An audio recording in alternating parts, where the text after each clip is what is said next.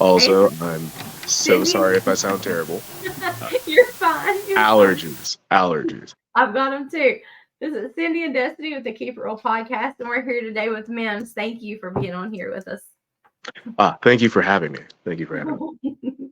And talking about allergies, I've had it too. So if I start coughing, I'm not dying, and I don't have the plague. The pollen has just been like. Oh yeah, no, it's been a full frontal assault from the pollen. There's nobody in professional wrestling who has hit me harder than pollen has for the last half of my life, the last 16 years of my life. Pollen's been kicking my ass. It has been for about 2 weeks for me. It's been horrible, horrible. For a week, I couldn't even talk. Oh, that It's was me just yesterday. it's like they don't make enough Zyrtec. Oh no, give me a truckload of Zyrtec. Give me I think anybody who has a supply of Zyrtec will be the richest man I know because personally, he'll be getting all of my money every single day. Even 24-hour defense allergy medicine is not good enough. These eyes, this nose, this throat, all just terrible, made terribly, just god awful design. It's horrible, horrible. Um, but before we get too much more into our allergies, do you want to tell everybody a little bit about yourself that might Ah, not know who you are? so people who don't know who I am a former NWA World Television Champion. I am a current contracted because I like to put it in people's face. I have a contract. NWA superstar. I've been a part of the National Wrestling Alliance in the Lightning One era almost since the inception of it.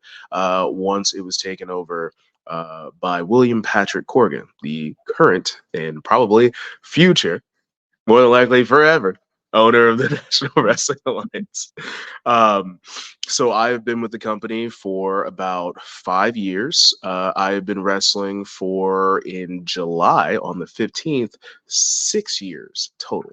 And Wow. like I said, I've been lucky enough to have at least a good, I think at this point, how many matches I've had, about 90% of my experience is all within the NWA. Uh, but yeah, I'm Mims on TV as big strong Mims. And when I say television, I mean that I'm a part of the NWA. So I'm on the show NWA Power. You can exclusively find me there or any other NWA product or at a live show near you when the NWA comes to your town. And I'll still be big, strong Mims. That's me. You need to come to our town or somewhere close. My goodness. Well, where's this town? Where's this town? I can put in a good word. I can bug the office. We are in West Virginia. We are in Huntington, actually. Huh, West Virginia, West Virginia. I mean, hey, if the NWA doesn't end up in that town, I always can. I'm always willing to travel. I'm just in the state of Tennessee. It's not that far. West Virginia, that's just like that's a whole afternoon drive. That's all it is. Yeah. Well, come on down. Somebody book him. Hurry. No. Please, please, Yeah. I need money. I need money. Don't we all? um, so what we always ask first, almost always, is why wrestling? Why did you choose wrestling?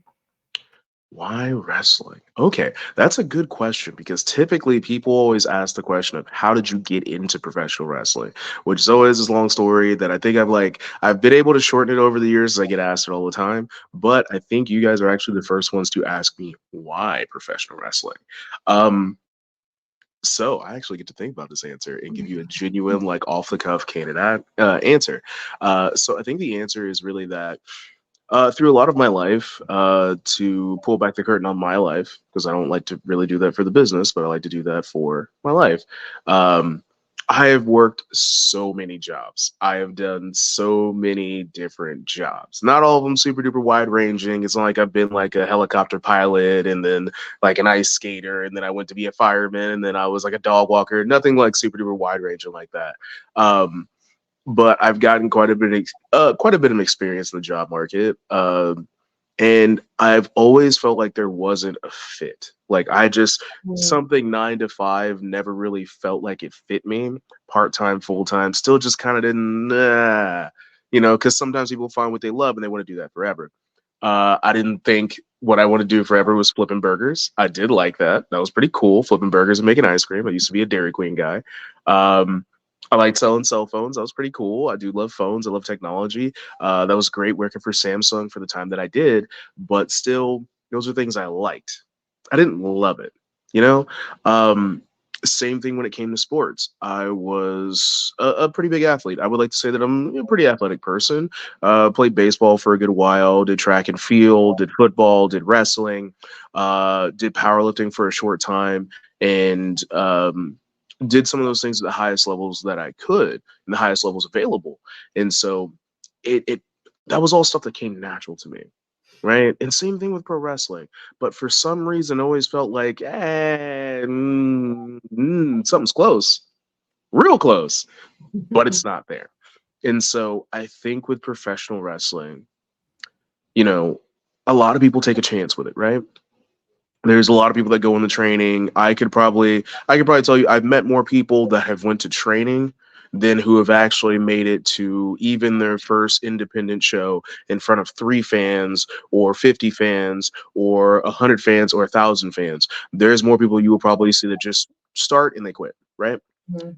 I think I didn't know that I was right, that I was fully right about the potential that I had in finding my something until after my very first match. So July 15th, when I broke into the business, my trainer, my head coach at the time, Jeremiah Plunkett, someone also of NWA fame, um, whenever we had that match, the moment I hit the curtain and forgot everything that I ever knew about professional wrestling, I was looking at myself like, what do I do with my hands? Right before I walked out to finally have my very first match. And so I go out there and I completely blank out, but my body is in autopilot. It's a feeling that a lot of people will probably be able to tell you where they're just like, yeah, no, you just stop thinking. You just exist. It's that kind of weird high that everybody gets when they come out of the curtain. And so I had that high for that entire time. And it's like I left my own body. And so when I came back through that curtain after losing that match, yeah, after losing, getting planted like a tree, I came back and it's like I kind of just like snapped back into reality and I was like, I have never, ever, ever felt that before. Not like even being in training, that does not get you that feeling of performing in front of people. Football games, wrestling tournaments, track meets, like there was nothing that had given me that feeling that professional wrestling had given me. Just walking out, hearing my music, um, and having people just everybody in the building eyes locked on you. There's nothing else but literally what you're wearing and what's in your head. And you have to perform. You have to come out there and do your possible best at this sport. And that feeling, for some reason, that was the thing that clicked in my head. Like I was right this entire time. I knew what I was doing.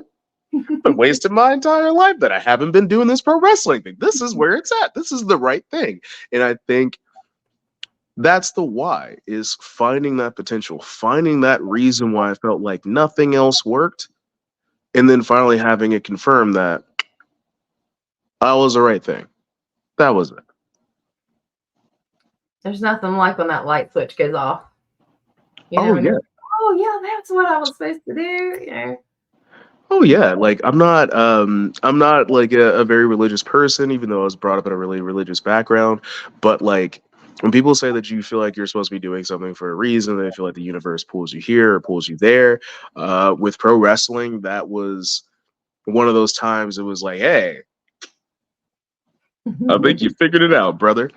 Uh, and with all the things that happened to get me into the sport of professional wrestling, to bring me to that point, it honestly it felt like the kind of serendipity that like it didn't feel random. It felt like once I look back on my life, it feels like there were so many things pushing me towards that. There were so many things that happened the way they happened, or things that didn't work out for me. Because there's a lot of failures. There's a lot of failures before you get to that success of finding exactly what you want. You have to kind of mess around and find out.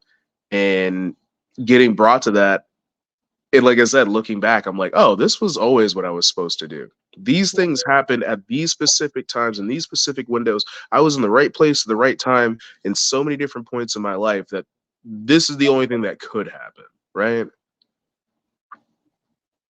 I love it. I love. So, did you have like? I know you were telling us how it happened. Did you have though, like growing up? Did you spend a lot of time watching it? Did you have like a favorite that you looked Um, up to? so my mom tells me this more now. I think when I was a small little boy, I think my mom had told me that a boyfriend of hers, he would watch wrestling all the time. Like every Saturday night, he would watch wrestling. If I remember correctly, I think it was still WWF at the time. It was WWF specifically. Yeah, I'm pretty for sure. I think it was WWF, and then also he would probably watch a little bit of like he was a big NWA fan at first, and then also, WCW he'd watch every Saturday morning. And I was born in '92, so I think Raw wasn't a thing until '93. Please correct me if I'm wrong. I like to think that I'm a historian when it comes to wrestling, but I'm nowhere near the level a lot of other people are at. Some of your best historians in wrestling were all born in the '70s and the '80s. Us '90s kids don't know what we're talking about. Wow. Um, but I vaguely remember the first match that I ever had seen was a match with Mr. Perfect Kurt Hennig versus Bret Hart. That was the first one I can remember them two standing in the ring. And I don't know how old I was. It's one of those like fleeting like memories when you're such a small kid, you have no idea what you're remembering, but you're remembering something. But I didn't get to the point where I was able to consistently watch wrestling until close to the year 2000 or so. Uh, like my first memory of like, hey, I have to watch this forever. This is the greatest thing I've ever seen. This. I don't care how many butt whoopings I get because my mom hated wrestling. She was not about it, especially WWF wrestling. Like my cousin was a big WCW guy, which makes sense that he's so happy to be in the NWA and be somebody behind the camera because he loved WCW so much, and subsequently NWA. But I was the WWF kid, so the first thing that I saw that I was like, "What is this?" Was Triple H's return from his quad injury. And so that, like, seeing that moment where he comes out there, and I had no idea the background or anything, complete like casual viewer because I had never watched a full episode. I don't think I'd ever got to see more than a match or two that I could actually remember.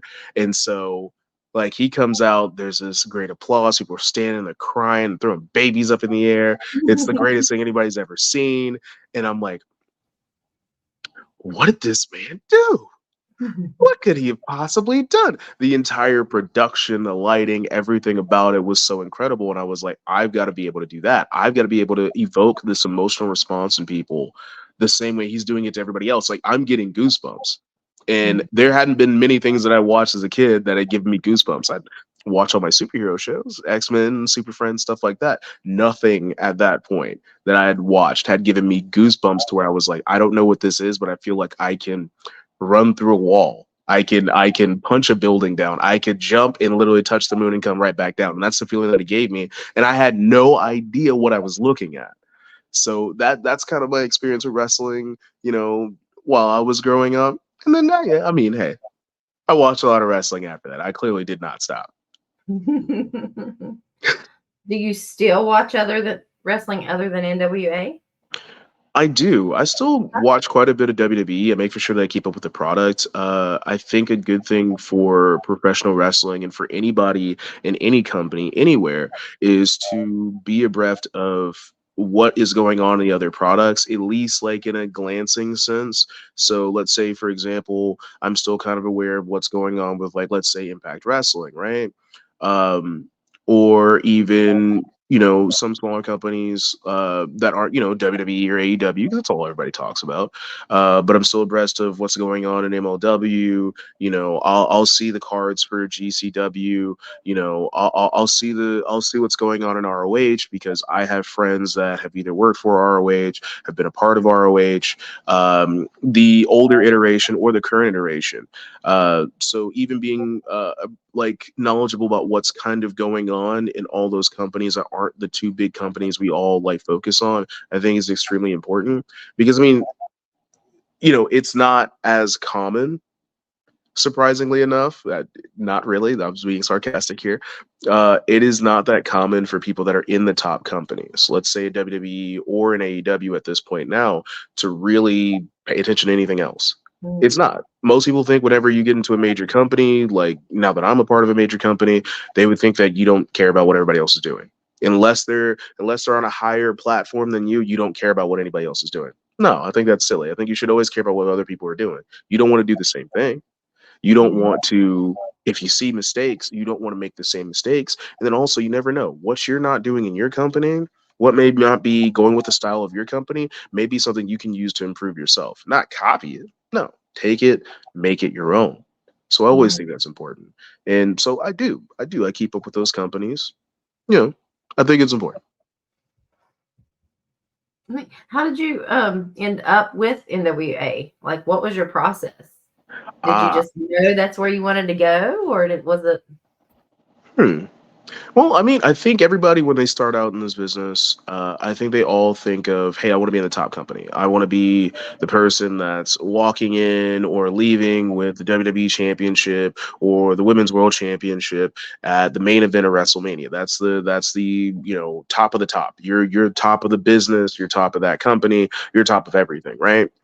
But also, you have to understand that everybody has to find their place where they thrive. They have to find their place that works for them because not everybody can walk into WWE, not just because they can't, but also because it's just not for them. It may not work for them. Right. Right. It is very famous for being a grind when it comes to the WWE, right? It may not be that same way anymore. I'm not super knowledgeable. I'm not in the company right now. I know a few people in the company, but I'm not in the company. So that may not be everybody's cup of tea. Not everybody can be The Rock. Not everybody can be Stone Cold, but you can still be something. You can still be something extremely important. You can still be just as successful, but not inside of that company.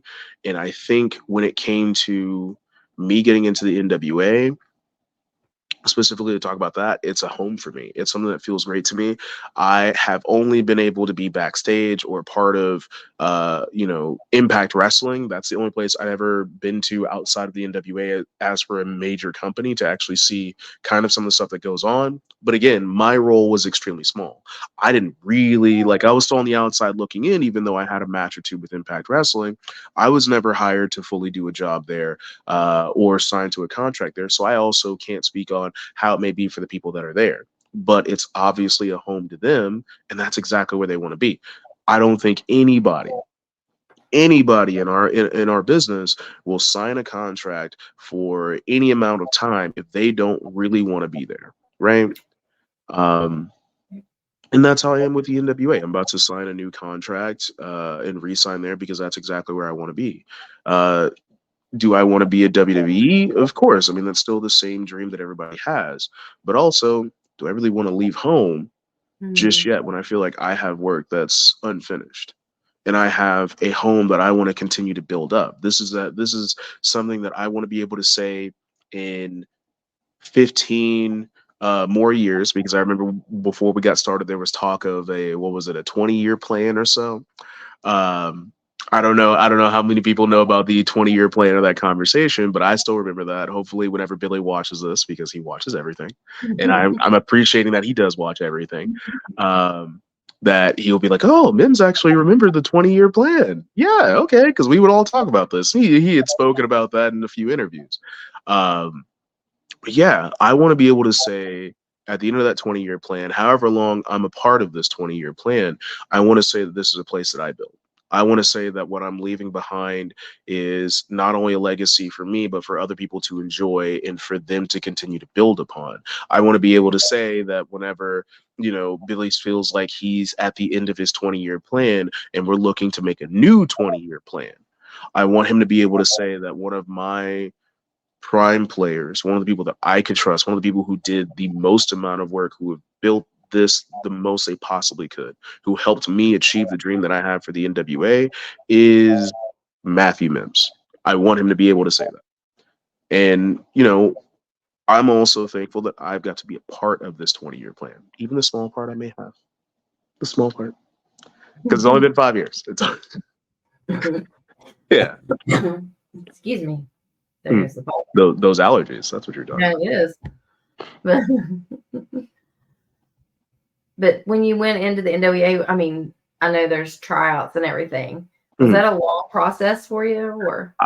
Okay. So I guess I kind of like I lost the plot a little bit there because I was just, I have a love affair with the NWA. That's why I'm here. I love the company. And I'm one of the biggest company men in the company. Actually, I got there in no small part, and I understand, and I am okay with the fact that I did not make it the same way other people made it. I got into the NWA because of the training school that I was in. So the training school that I was in was a part of my home promotion, Tried and True Pro Wrestling, in Clarksville, Tennessee. They also had a training school, Tried and True Academy, that existed from 2018 until mid to late 2020. And so that training school was headed off by the owner, Crimson, or Anthony Mayweather, as we got to the name change in NWA, who unfortunately is no longer with the company for the time being. I think he's probably going to come back, and I think everybody would like to kind of see him come back. You know, um, he was a big mentor to me, and he's my gateway into professional wrestling. He was my gateway not only into training but into the NWA. The connections that he built, along with Tom Latimer, who had come back to the U.S. at that time and also became one of the head trainers for the advanced intermediate course after the intermediate coach, Crazy Steve of TNA fame, had left, and it was just Coach Plunkett at the beginners level, and then Coach Tom at the advanced intermediate level. They still had those connections to Billy from Billy's time in Impact Wrestling.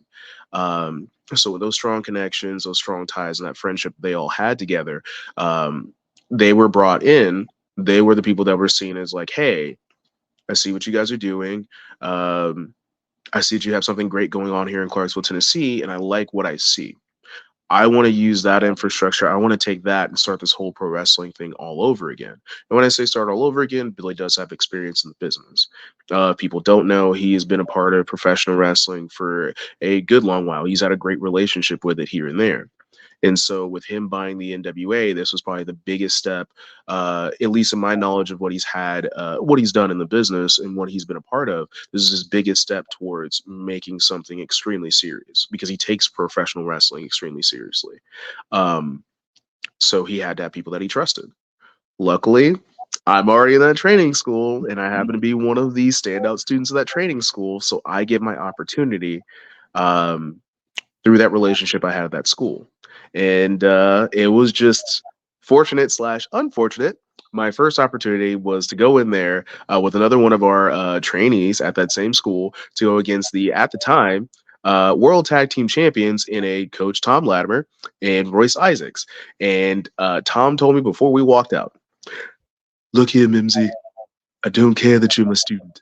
I know you're good at this, brother, but I'm gonna kick your ass. And I was like, oh, well, okay. You could have been nice. You could have been a nice guy. I would like to think you're a nice guy, but apparently you're a meanie bobini. And then they proceeded to beat the teetotal piss out of us. Oh, Um, very, very famous on the very first episode of Power. Very much not fun, very much painful. But that is how I got my connection to the NWA. After that, a few more small opportunities, and then I was given big opportunities. And I got to continue to cultivate that into a pretty good career so far. yeah, you're not doing too bad, are you? Yeah, I wouldn't think so. I mean, hey, I've held the same title that a lot of very famous legends have, and I'm still making my legends, like my legendary run here. I'm still starting it. Yeah, and you just got started. You're Absolutely, just getting started. Yeah. yeah. What's been your favorite part of wrestling? My favorite part of wrestling, huh? Favorite part of wrestling, man. You have really good questions. I'm not. Yeah. I'm not even blowing smoke up your butt. It's the thing is like a lot of podcasts. And this is not to throw shade at any podcasts I've been on because I love doing these because I can talk about wrestling forever and a day. Obviously, it's been like 24 minutes of me just talking, just yapping about wrestling. Um, a lot of them will ask similar questions. But even if you're asking a similar question, you're kind of asking it in a different way that has to get a completely different answer. So I very much appreciate that. Um, Yay. I think What I like the most about wrestling, because this is a question I've never been asked. Um, Honestly, I guess it's like that feeling of coming back and knowing that I've improved. I think it's being able to look back on your journey and being able to see how much you've grown as not only a performer, but also as a person, how pro wrestling will shape you. And then also seeing like the lessons you gain from it and how you can use it on the outside of professional wrestling. So in my daily life, there's so many lessons from pro wrestling that have changed who I am as a person only for the better. Because there's tons of negative with pro wrestling, but we don't always get to sit here and talk about the positives of pro wrestling Right. and how great those things are and how much it can improve your life and not just take away from you. You have to give everything to the business, but also that's because it can give everything to you. And there's so many things I have to be thankful for with professional wrestling that I can't thank it enough. I can't thank this business, this sport enough. So really I think what my favorite part is just seeing that growth, seeing that change over time. Yeah, that's awesome. I've never had that response when I've asked that question. Yeah. I've heard a lot of, I think the car rides and I think the trips, Mm, people just picking those specific things, or their yeah. journey. But I've never heard a response like yours. I love that. Love that. Oh yeah. Like that's why with whenever you see video packages, specifically there was one that really caught my eye that hit a special place in my heart. Obviously from my answer here, so it was at WrestleMania 40, because of course I'm gonna watch WrestleMania. It's WrestleMania. Yeah. I think they kind of did a retrospective of a lot of different people's careers up to that point. Becky Lynch's was really good. Cody's was phenomenal, and you got to see those changes, how those things continued to compound until they got to where they are, and it makes you so much more appreciative of the overall experience of being a part of professional wrestling, the good, the bad, the in between, and it makes you think about things a lot differently. Because a lot of people can be, not just in professional wrestling, but in general, they can all be short-sighted. You can think about the here and now. What am I doing right now? Where is this going? What am I doing here? Blah blah blah. Instead of just thinking like, hey, I need to see this a year ahead. I need to see this 2 years ahead. Where am I going to be? What am I going to be doing? What am I working towards? Yeah. Instead of just, well, what am I doing right now? Well, I don't like what I'm doing right now. I think if I were to ever say that about my professional wrestling career, if I was ever at a point where I was just like, oh man, what am I doing? Oh, this sucks. Oh, this is the worst. And I just said, you know what? I'm just going to go ahead and like, I don't always like using the phrase, and I feel like it's always referring to a certain person, and I'm not referring to anybody here.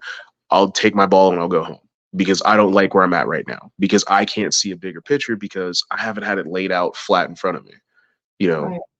it's having faith not only in professional wrestling, which a lot of people we look at it as a negative business because it takes away a lot from you. But I try to look at it positively, and it's also not having faith in yourself. That you can overcome whatever you feel like is bad at the time, and I think that's really important for any professional wrestler to have is to have faith in yourself.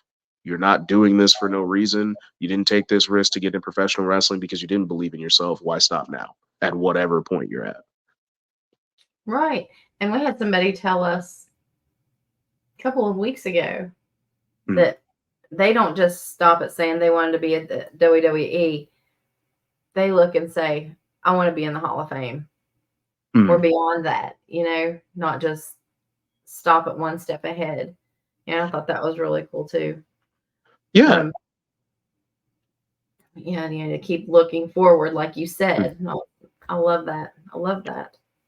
Yeah, I think that's a great way to look at it. I mean, if anything, you got to look at not just the achievements, but an entire career of achievements and what those achievements mean. Because I mean, I would think that when it comes to victories in general, not just in professional wrestling, they're worthless on their own. You subscribe worth to them. Other people subscribe worth to them. Let's say for the Super Bowl, if you've won so many Super Bowls, let's say like Patrick Mahomes or Tom Brady. Okay, well, you've won a bunch of Super Bowls. Okay, well, what did this one mean to you? What did this one mean to you? What did this one mean to you? You were a Pro Bowl player. You were doing this. You got all these different accolades. If they don't mean anything, especially not just to you, but to other people who perceive you, then what's the point of even winning in the first Right. place? Same thing with championships when it comes to professional wrestling. You have to assign meaning to it. We can throw belts around all day. I mean, people will make you a belt if you want to spend the money for it, but it's all about the meaning that comes behind it. And when you line up your entire career, you don't just want to say, hey, I want everything. I want all the things. Look at all these things that I want. You want to be able to look at that and have other people look at that and say, look how important his career was. He didn't just win all the things. This is what he did. This is what this win did for professional wrestling. This is what this win meant to me. This is what this win meant for this company. This is what this win meant for other people trying to do the exact same thing. Because again, that's what matters. Yeah. And do you think I've always thought that too? You can tell when a wrestler really has heart for what they're doing because Hmm. it seems like they're the ones that have longevity. Exactly. You'll do anything to still stay there and still provide more to the business. I think it's a big compliment to a lot of the people who, I know it's a business that makes money. It's a sport that makes money, and that should be important to you. And that should always be something that's in your top three of most important things. It's not just to go out there and achieve whatever goals you have, but also to make money. But Right. I would also like to think that the people that really have a passion for it, that I can really commend are the people that they may have their time of professional wrestling, like actually wrestling, getting out there and being able to perform, that may be cut short or that may be at the end. And they still do whatever they possibly can to contribute to the sport, contribute to the future of the sport, contribute to keeping the sport alive, either in its current state or evolving it further. They're doing whatever they can to preserve and protect it, and that's something we have to do. It's easy to be done with professional wrestling and being able to perform and be able to be that star and just saying, yeah, no, screw all this. I don't burn it all down. I'm not a part of it anymore. I don't care. That type of thing. But I highly have to commend those people that do that. It's like Mhm. when you're talking about Triple H earlier, Mhm. he can't wrestle anymore, but he is still, it's his heart. He's still working. Oh Yeah. yeah. I mean, I that just, I like to think about that because of the fact that like he became my favorite professional wrestler before it was The Undertaker. And this is not to take anything away from The Undertaker. I think my love for The Undertaker was a little bit more shallow. It was more on the fan side, and he's definitely someone that's worthy of so much respect, and somebody that I still love to watch what they do, to hear their opinions about wrestling. I still watch anything that he's a part of because I still love him as a professional wrestler. But something that really made me think of Triple H as my absolute favorite is that I had to reflect on professional wrestling at the time that I was actually breaking into the business, even before training. And I had seen a few documentaries about him. I had, hated him when he was a bad guy, loved him when he was a good guy, and also he's the person that's my inspiration to, like, he had the moment that inspired me to get into professional wrestling.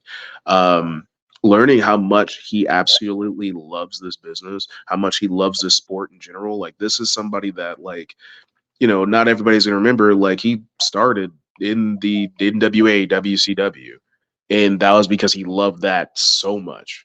This man, like, I didn't understand how much until watching it even just a few years ago, how he was responsible for something that I didn't fully appreciate at the time, watching in the Ruthless Aggression era. uh, the accounts that I remember, and hopefully I'm not wrong here, he was the one that was saying, "Hey, no, Ric Flair's best days are not behind him. He still yeah. has something to contribute to this business. This is still a great mind for this business. He may not know it, but I'm going to make for sure I push, pull, or drag him to understand that he can still make something out of his career. He still has it in him." And so I got to see somebody that I got to enjoy the entertainment. I got to hate this man. I got to love this man for a lot longer in his career than at the time that he thought he still had available to him. All because of the fact that Triple H not only loved the business so much, he loved the people that inspired him to be a part of it so much. He couldn't let them fall to the wayside. So that's something that I've appreciated, that love, that passion for it, because I hope to emulate that myself, you know? Um, And hopefully I kind of gave a little bit of insight to that, just with that answer there, and kind of Yeah. why I love Triple H so much. Hey, you do. I mean, and that's one reason that we love to do these, is so people can see what's behind the wrestler. Mm, Because so many people cheer you on. I mean, we're huge wrestling fans. Destiny's a wrestler, you know, mm, and we love to watch, but we also like to get to know the person. mm, You know, why do you love it so much? Why are you doing this? Why did you not just quit when you got beat last week? Or, you know what I mean? Just in general, mm. you know, and I love that. Do you Huh. have, go ahead. I'm sorry. Oh no, I was just acknowledging what you were saying. Do you have a dream opponent? A dream opponent. I don't know, because like honestly, there's I, people always ask that question, and whenever I rarely get asked it, but when I get asked it, I can never really think of somebody that I would want to wrestle against. It's and like I've said answers before here and there because I'm like, okay, well that'd be cool, you know. Um, I am somebody who I don't always like to think about a dream opponent. Tag team wrestling is very important to me. I'd like to think of somebody that I'd love to work with to achieve a tag team goal. That was one of my favorite things about professional wrestling growing up, is I'd love to see the tag team matches. Um, so if I could have, like, let's say, the people that inspired me to think that I could actually do this, not just the people that inspired me to think, hey, I want to do this, which would be Triple H, people like Ron Simmons or Booker T, even a Bobby Lashley, um, JBL, like those kind of people that I'm like, okay, I could tag with this person. We'd be a crazy great tag team. Um, Even just like current stars, and I don't want to like go off and name current stars. I don't want to be seen as like the super duper fanboy or anything like that, but there's Oh, current stars in an AEW, in an ROH, in a WWE that I'm like, okay, if we were in a tag team, this would be the greatest thing ever.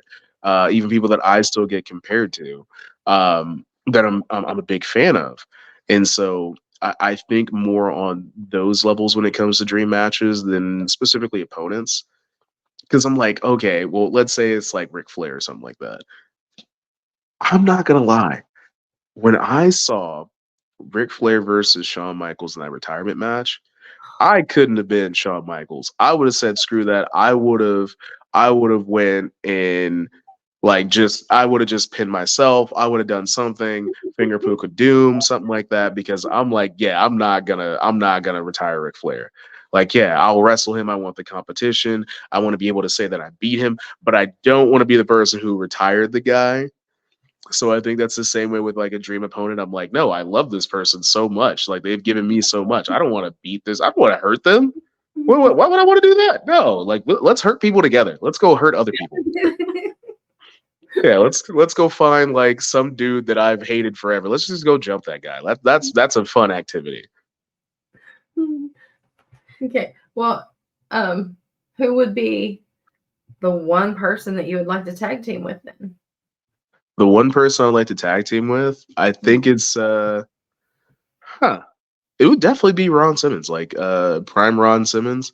I think you know, hey, if I was alive during the 80s when this was happening and they needed a third guy to be under a mask, I totally could have been a part of Doom. We could have been a three-man group instead of a two-man and a manager group. It could totally happen. I that's something that, like, if they were like, hey, we're transporting you back, teleporting you back, that's the one thing I would cut my hair for. I which that's hard to edge out Booker T, because I'm not even gonna lie. I think I've only said this on one interview ever. I actually grew out my hair because of Booker T. So Oh, when I knew that I was going to be a part of the wrestling business, or I wanted to be a part of the wrestling business, I started growing my dreads for the second time, because I just had them on top, and it didn't have a great looking ugly phase. It was an ugly phase for about a good 8 months, and then my mom just hated them, so I cut my dreads off for Mother's Day. Uh, but during that time where I didn't have them, I was like, I kind of need a Mac, and then also like, hey, pro wrestling, I could be like, another Booker T. That would be so cool. So I started growing them in December of 2016. So I think December 16th, 2016 was when I got them redone. And so I've had these like on the top and the back of my head ever since.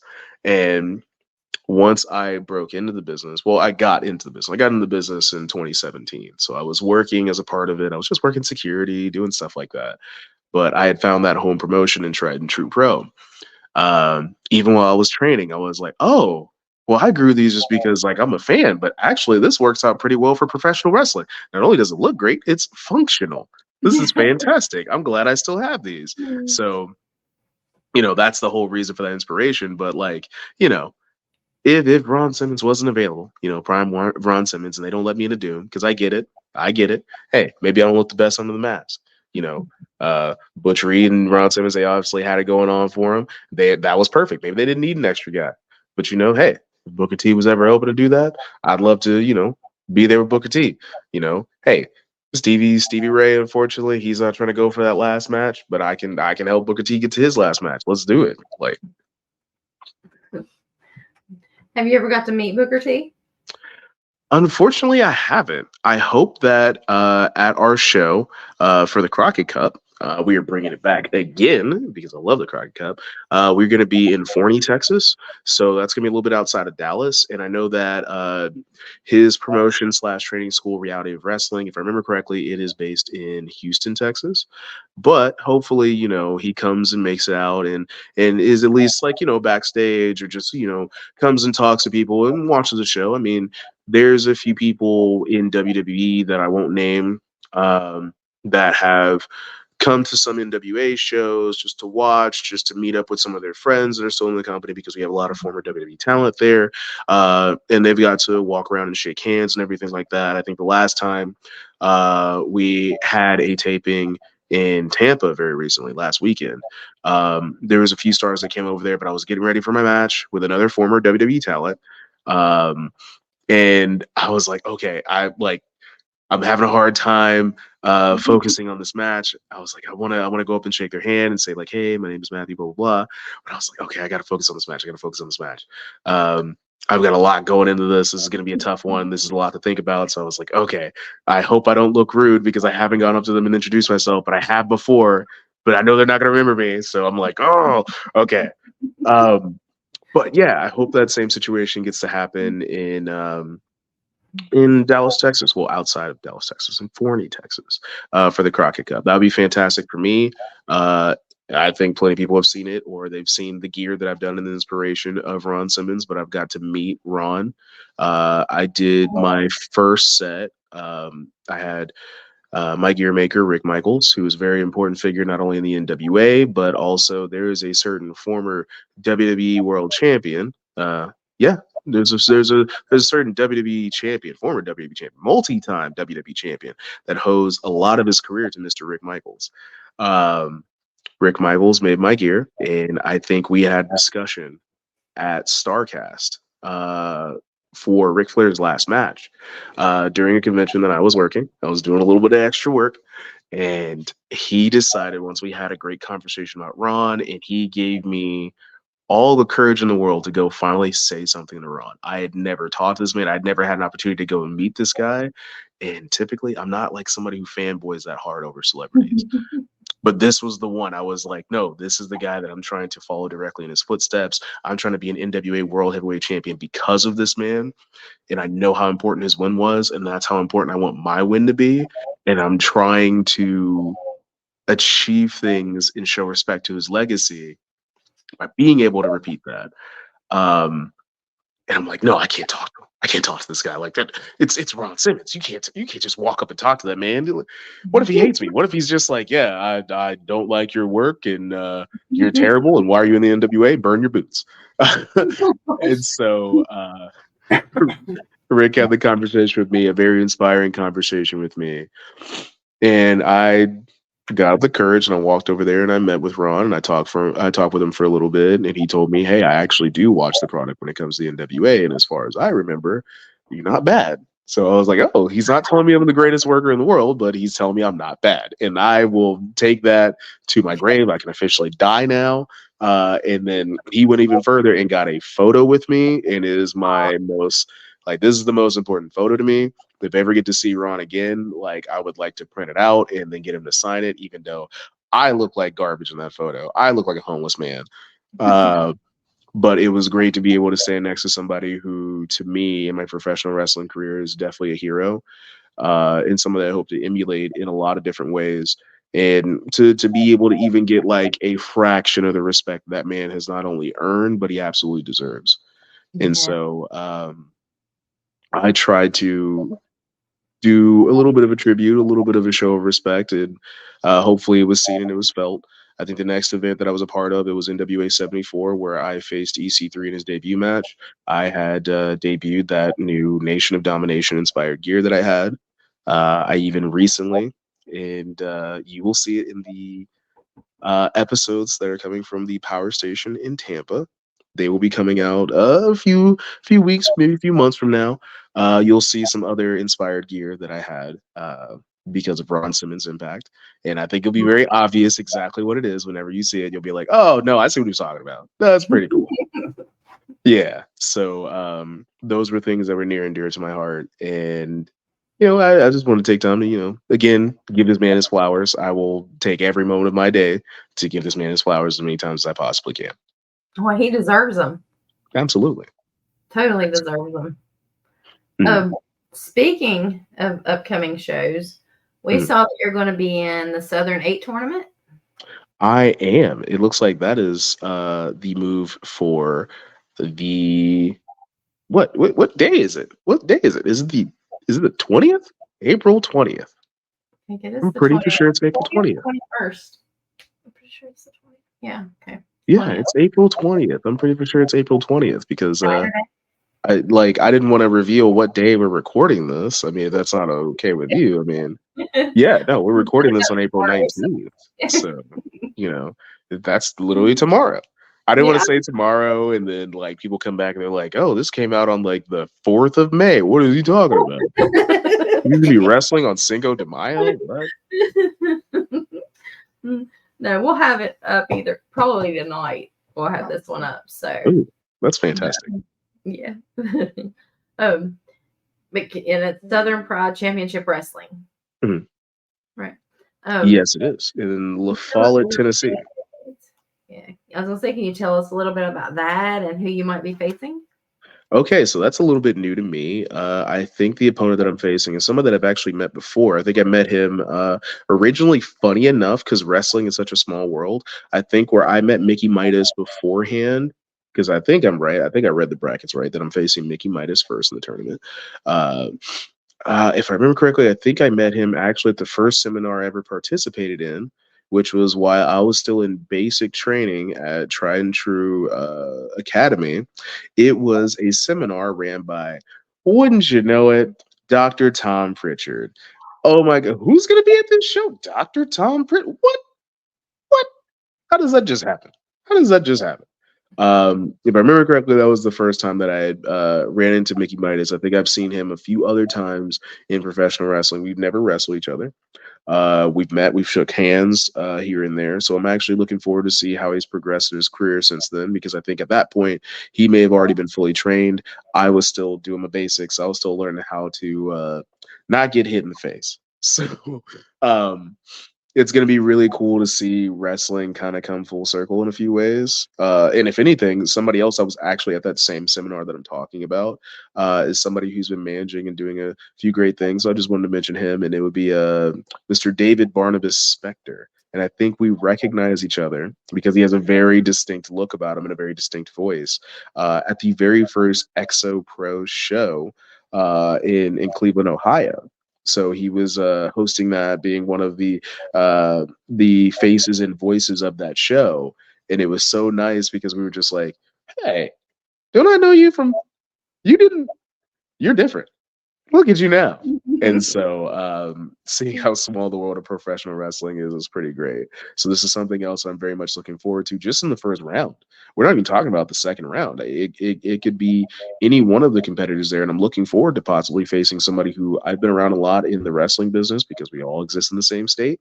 It's a very small world. Mr. Toby Farley, somebody who I think is definitely one of those premier talents out of Tennessee, and somebody that I can say is synonymous with Tennessee professional wrestling, Mr. Toby Farley. So that'd be a pretty great contest to have there if I make it to the second round, if he makes it to the second round. And then you never know. You never know. What happens if I make it to the third round? There's another NWA superstar on the other side of that tournament, and that is Mr. AJ Kazizzles. I mean, AJ Kazan. A Jizzle Kazizzle. Uh, and we've obviously met a few times before. I was his debut match into the NWA, which, if I remember correctly, I won. But, you know, no need to rub it all in, even though I'm rubbing it in. That would be a very, cool idea if we met together in the ring for the first time in almost 2 years, actually. I think, Oh wow. yeah, the last time we've been in the ring on opposite sides of each other, or even together at the same time, if I remember correctly, was in a match that was recorded for Power but never aired. There's a Oh, few matches of those that I have that have been recorded but have never aired on Power, and they may never see the light of day. Maybe. that's disappointing. Oh yeah, it was actually a lot of fun. If I remember correctly, it was another instance where I got to tag with the Pope Elijah Burke, which was something that was really great for me in the Crockett Cup in 2022. And then also just being able to work with the Pope and have him be a mentor to me in my career was pretty great because I watched him growing up and I was very inspired by what he was doing as a part of WWE CW, as we like to call it. But it was me and him tagging against somebody else who's been pretty integral in my career, either as a part of my training or as an opponent. Unfortunately for me, Mr. Jax Dane was tagging with AJ Kazana, and we all had a tag match there. And if I remember correctly, in my opinion, it was pretty good. And I'm not even talking about because I was in the match. I'm just talking about because the other three people that were in the match, it was a pretty good match. And then I think I helped a little bit, just a tiny bit, Just a tiny bit. just Just a tiny bit. a little bit. Yeah. Hopefully this is enough inspiration for me, pulling back the curtain a little bit in a way that people don't know. That either Billy doesn't get super pissed at me when he watches this and he's just like, you know what, I'm gonna release that match instead of just being like, hey, you're fired. Aw. Come on, Billy, release it, please. Please. Please don't fire me. At the Yeah. very least, don't fire me. I'm poor and I need money. Please don't fire me. Oh We man. one of I was gonna say that some of the names on that looked very familiar, and one of them was gonna be AJ, but Mm. handsome Nick Hamrick. Nick Hamrick, that is the name that I've only been recently hearing. So that's where I also say, like, I'm not as much of a wrestling historian or a wrestling buff as I'd like to be. I like to think that I know a lot, but there's still a lot out there that I don't know. And so I had been seeing that name a lot lately in the past couple months. So it sounds like he's doing something to kind of really move and shake outside of his area that he's in. Mhm. And hey, that's always interesting to see who everybody's talking about. Because you always want to know, hey, what is everybody talking about in professional wrestling right now? Who is the person to watch? And so, with hearing his name a little bit more here and there, I think I've even seen his picture where he's holding a few titles here and there. To know that he is inspiring that kind of buzz, it's going to be nice to be able to see that for myself and be like, okay, I'm matching the buzz to the face. And it's always fun to see what people are talking about. It's Yeah. fun. He's really good. Really good. We really like him. Yeah. We? Yeah, he's really good. I have this thing Mm. where I root for heels a lot of the time. I think it was my dad's fault. I don't know. But Wow. Why yeah. root for the bad guy? You have I can just only picture right now 1980s Hulk Hogan with a single tear rolling down his face. How dare you? No, it's not always. It just depends on who it is. It just depends Oh on my who it goodness. depends Tisk on tisk. who it is. I No shame on bad me. I know. It's shame. awful. Don't you even see she's a heel. I'm not. Yeah. Wow. Bad. Stop it. Stop it right now. Both of you guys, that's not really keep it real podcast of you at all. That's not really keep it real podcast of you. I know. It's we're being real though. You're being really mean. You're being really mean. And you stop it No, right now. no, we're Being mean not. is bad. Being mean is bad. Well, I'll say this. I cried when Roman Reigns lost. Why would you? What? You're doing it wrong. You're doing it. I'm going to mansplain this to you. How you should. This is how you should cheer. You're doing it wrong. I'm gonna wrestle splain it at you. Yeah. Yeah. Hey, we all acknowledge our tribal chief because we Yes. have to. We do have to. But also, King Cody. Are we not? Are we not? Are we not? I mean, I will be a Cody crybaby to the day that I die. But also because I know how to cheer correctly. Stop cheering for the bad guys. Stop it. Stop it. Right now. I'm missing my camera. Stop it. Okay. Okay. Yeah. Bad. No more bad guys. Yeah, exactly. Bad girls cheering for bad guys. That's kind of all together bad. Yeah, yeah. No. Do you have any questions? Nope. No, but really, Nick Hamrick, he's a really good wrestler. He really is. Well, actually, since we still have time, we are not going to let Destiny go without saying a single word the entire podcast. No, you have to answer. You have to either ask or answer a question. So if you don't give me a question, I will give you a question. Okay. Ooh. Ooh. What's some advice you have for people just getting started in professional wrestling? Okay. I love that question because it's a good question every time it gets asked. And I like to give different answers. All right. So advice I would give to somebody starting out with professional wrestling. Hmm. Oh, cool. I've never given this one. Stay humble. Do not get to the point where somebody has to go out of their way to humble you. Always stay as humble as you possibly can and understand when people go out of their way to humble you, no matter if they do it out of malice or they do it out of care for you, it is always a favor. It is always a favor. You are never bigger than the business. You are never bigger than your opponent. You are never bigger than the company that you are in. You are always going to be you, and you can always achieve those great heights. But remember, we are all people. Regular, super famous, superstars, great, full of talent, but regular people. Because unfortunately, even for me, we all poop. So yeah, you can't be that great if you still poop. The person that stops pooping, they're not alive. You can't be a person if you're not pooping. I'm saying, yeah. I mean, hey, I love dogs. Dogs are fantastic. They're like some of my favorite animals. They're some of my favorite pets to have. And guess what? Even dogs poop.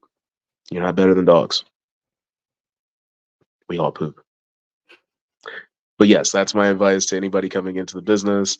Definitely stay humble as long as you possibly can. Don't let anything ever blow your head up because you never want to get to the point where you have to get humbled. And even then, you want to be thankful that you did. You know, I've seen a lot of people ruin their careers, even people that have trained with me or people that have been in major companies, people that I've cared for and that I've tried to do whatever I possibly can to help them further their career that have let that lack of humility ruin their career. I mean, for me, it could have ruined my career. And I'm lucky that I had people around that, either cared enough about me or were pissed off enough at me to humble me. It was always a favor. Always a Wow. favor. You have another one? That's great advice, by the way. You have anything Mhm. else? I Here. How about how do people get your merch? Do you have merch? How do people I do. See, I'm terrible about my merch because I need to just go and buy a bunch of it and have it on hand, but I always refer people to the website. So I'm actually a part of the vast swath of great talent that have their merch on angrylemonade.net. So I was one of the first people to get a store on angrylemonade.net and to be a part of that wave to where it inspired a lot of other people to reach out to Junior and start their collection. He has fantastic designs, but it should be pretty easy to find. I think the link is actually in my bio on Instagram. And It is angrylemonade.net. I think it's /Mims, MIMS. That is the best way for you to buy the current merch that I have. There's a few good choices on there. All the choices are good. Even you can still buy Magnum Muscle merch. And I mean, hey, next week, NWA Power, Tuesday on the CW app. You know, Magnum Muscle is going to get to partner up with Carson Drake, the most successful man in the NWA. Weird teaming, and we get to go up against the Miz Will Be Faithful with Max the Impooper. We don't acknowledge Max. And Judias, the scary giant, and then also Gags the Gimp, who wandered his way in there. Somebody unzipped his tongue for some reason. I don't know why they keep doing that. Just zip it up. Zip it off if you have to. But we get to have a 6-person tag team match. And you know what would be really great is if you were watching it on the CW app and you're doing it in a Mims shirt or even a Magnum Muscle shirt, or even better, you can do that in a Carson Drake shirt. He's got one too. It's him. It's him. And it's on the NWA merch store. So, you know, hey, those would be the people with the right merch. I would very much argue against wearing any Gags the Gimp merch or any Max the Impooper merch because they suck and I hate them. Boo. They're terrible people. They're the worst. They suck and I hope they lose. And they're going to lose because they suck and I hate them. And they're miserably sucky. Yeah, they suck. Boo. Boo. How bad do they suck? A lot. Miserably so. Miserably so. Miserable. The worst or best suckers on the planet because they suck the most and they're the worst. And they suck eggs. Who sucks eggs? They do. Keep your eggs safe. Don't bring them around them because they'll suck them because they're egg suckers. That's why we're going to win. That's exactly why we're going to win. That's my prediction right now. We win. And they lose, and then they go home, and they're sucking their eggs on the way out, and they're just like, oh, God, and Mims and Carson Drake and Dak Draper, they all, like, beat us so bad, all we can do is just lick our wounds and suck our eggs. Ugh. Yeah, that's I'm sorry I spoiled the show. You know what, Billy? Because I know you're watching this. You can go ahead and fire me for that one. I understand. I get it. It's probably against my contract. I clearly did not read it if I was here to violate the contract and spoil the show for him. But that's what happens. That's what happens. Well, we're going to watch it and find out. So I hope you would. I hope you would. I hope you would keep it real with me and you'd watch this match. It's going to be very important. I mean, definitely avert your eyes whenever they start sucking eggs after they leave. It's very vulgar. It's not for general audiences to see somebody suck that hard or to suck eggs that hard because they suck. You know, other than that, watch the wrestling. Watch the wrestling that I'm doing. Watch the wrestling from everybody else on the show. It's going to be a great show. Just like many, if not all, of the NWA episodes of NWA Power are. Great. yes, they are. Yes, they are. Why I am a faithful watcher. I love it. I love it. Love it. Love it. What else was I going to say? Oh, do you have anything else coming up besides the Southern 8? I mean, we know you have the NWA Power tapings and stuff, but what else? Yes. So a few more things I could fit in there. So very soon after that, we will have the second show for NWA Chicago, one of the newest territory shows that we have available, with a brand new promotion, which is NWA Chicago.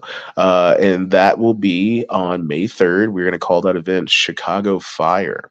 So with that one, I had replaced EC3 due to sickness in his championship match against Mario Padua at the first NWA Chicago show. But since I did so well and won that match, but also Mario did kind of lose out on having a shot at the title, Billiam Corgan, he decided to make a triple threat for the NWA World Heavyweight Championship. And so with that, it will be me versus Mario Padua versus the World Heavyweight Champion who is holding the 10 pounds of gold, and Mr. Ethan Carter the Threesus. and it will be your main event of NWA Chicago Fire. There's going to be some great talent on there. There's going to be some talent that I've followed for a good while and I haven't got to meet before, and I finally get to meet them. There's a lot of great wrestlers in the Chicago area, and it's going to be a very good show. And then also, I'm winning the World Heavyweight Championship, so that's also going to be something great to look at. You know, hey, would I want to win it here in my home state of Tennessee in front of my family and friends? Of course. But, hey, duty calls. And I can't just lose. That would be weird. Why would I do that? Ew, gross. I don't suck eggs. Why would what? I don't suck eggs. Why would I ever do that? In Chicago of all places, they hate people who suck eggs. So that's why I'm going. But we have that. And then the day after that, me and EC, he won't have a championship anymore because I'm going to take it the day before. Threeses, we will actually be in Portland, Tennessee for the Strawberry Slam. This is a yearly event they have in Portland, Tennessee as a part of Pro Wrestling Entertainment. And we're going to go there and we're going to slam some strawberries. We're going to make strawberry jam. If you didn't know, that's how they make it, is they have guys like myself. We go into a strawberry jam factory. We find the biggest, the baddest strawberries, and we suplex them, body slam them, and then also frog splash them until they turn into strawberry jam that you get to enjoy on all your bagels, fruits, and feet. I don't know. I don't know. Hey, we all watched Nickelodeon as a kid. You saw that documentary. That was weird. They Yeah. they put stuff on their feet. I don't know. That's weird. But I think if I remember correctly, that's how they explain how toe jam works. I don't know. That's strawberry is the flavor of all toe jam, something like that. I don't know. But yes, that is going to be a part of what I'm doing for May 3rd. And then also for that Strawberry Slam, uh, it is going to be on May 4th. And then, hey, we get a little bit of a breaky break, for right now. You never know. I might just have something to do that next weekend. And I might be announcing soon. Just maybe, if it goes through. But then after that, again, we are in Forney, Texas for the Crockett Cup for the year 2024. And you never know what could happen with the Crockett Cup. You never know who's going to win it. You never know who's going to compete. You never know what's going to happen. Oh, and then after that, we have a couple fun surprises that have not been announced yet for the NWA. They're going to be fantastic. They're going to be great. There's a few shows that I am in talks to get booked on for some independent shows around the United States that I cannot reveal just yet until, ink hits paper. And then obviously, as we are announcing today, even further, we've already announced it, but we're pushing even more advertisements for it. We have the first show in the Northeast proper for the NWA under the Lightning One era, under the William Patrick Colgan not area, in the 2300 arena. If I remember correctly, I think it used to be the ECW arena in Philadelphia, Pennsylvania, and that should be on August 31st in the year of our Lord 2024. Yeah. Wow. So that's what I'm up to. Other than that, there's a lot of other things within the NWA. There's a lot of other things on the independents that I am still not at liberty to open my big fat yapper about. But just know that you need to I'm gonna steal your thunder here. You need to follow me. You need to follow the NWA. You need to follow me on my socials at really underscore Mims, because and the funny thing about that is that people don't think that Mims is my real name. It's my real last name, Matthew Mims. That's my actual name. So it's really me. I'm really using that Instagram. It's really Mims. That's how you find out all the new information first, is you go there. And then I tell you because I love you and I care about you. Really. We love you and care about you too. If somebody wants to book you, do they get hold of you or do they have to go through NWA since you're contracted? Ah, that's funny. Yes, they actually do have to go through me, not through the NWA, because of the fact that, hey, as long as I am doing what I do best on the NWA, I am free to go out there and spread the message, spread the gospel of the NWA to the rest of the world. There are no limits on where I can be booked for these independents. So I could be here, I could be there, and I could be everywhere in between. So all I have to do is just go through me. There is a link to my email for me to be booked on my Instagram. My Instagram is the best place to find anything about me, to get in touch with me, to make for sure that you get me booked for more people to see me wherever you want me booked at. That is how you do that. Really, for real. Really right there on the insert. Really Mims. And you all heard it straight from his mouth. Book him. Follow his socials. Watch NWA Power. Find out where he's going to be. Go visit him, buy his merch. Exactly. And thank you again so much for being with us today. We've had so much fun. Thank you. I've had a lot of fun too. I think even Destiny had a little bit of fun. I think I so. hope she did. I hope she did. She's been so excited this entire time. I've been watching her and been like, wow, she is so excited. She is so happy to be here. She's asked me so many questions. And honestly, like the loudest person on this podcast, really, like Destiny, come on. Could you be quiet for like a second? Jesus. Yeah, she doesn't know how. That's what everybody tells her that. Just give me a minute. Just be quiet for just a minute. Yeah, like come on. I'm supposed to be like the guest on this episode. Let me talk. Jeez, shut Right. up. So we're going to let her close us out. Yes. Yes. Do the song. Is there a song? Do the song. There's no song. Ah. Ooh. This is Cindy and Destiny with the Keep It Real podcast, and Mims telling you guys to keep it real, and we'll see you next time. Bye, guys.